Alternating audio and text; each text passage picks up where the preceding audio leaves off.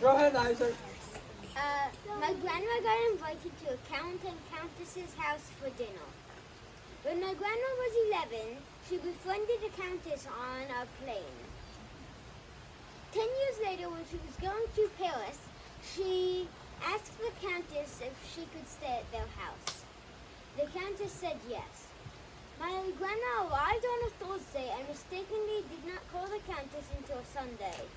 When she called the countess said, "Where were you? We had a party for you yesterday night, and you were a guest of honor. We had some very famous people waiting to see you. We checked all the hotels to look for you." My grandma was spending her time in Paris with her friends and was staying at a $2 a night hotel.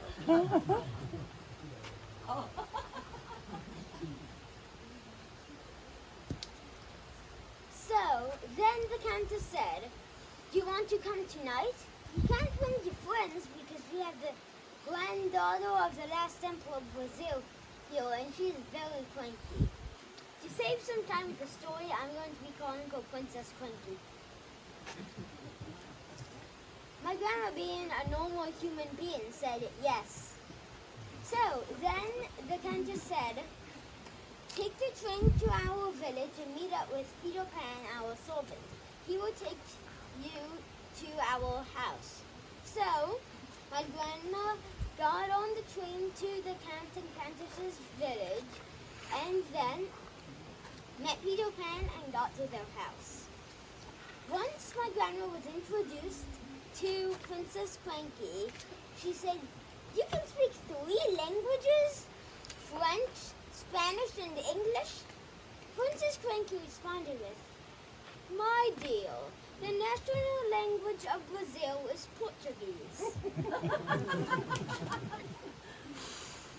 Then the count asked, "What do you want to drink?" My grandma responded with, "What you recommend." He listed off about 12 different options.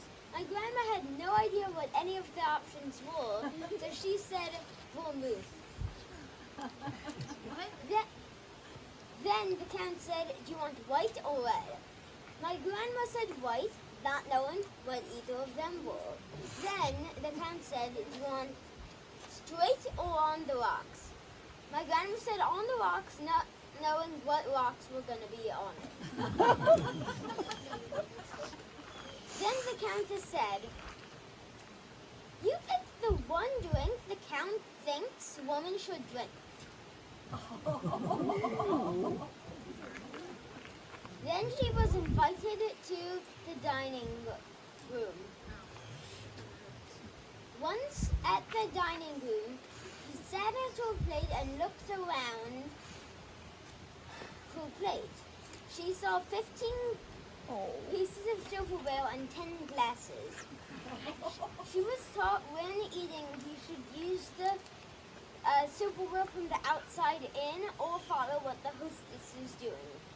Peter Pan came around with a plate with circular cheese on it. My grandma took some of the cheese and put it on her plate.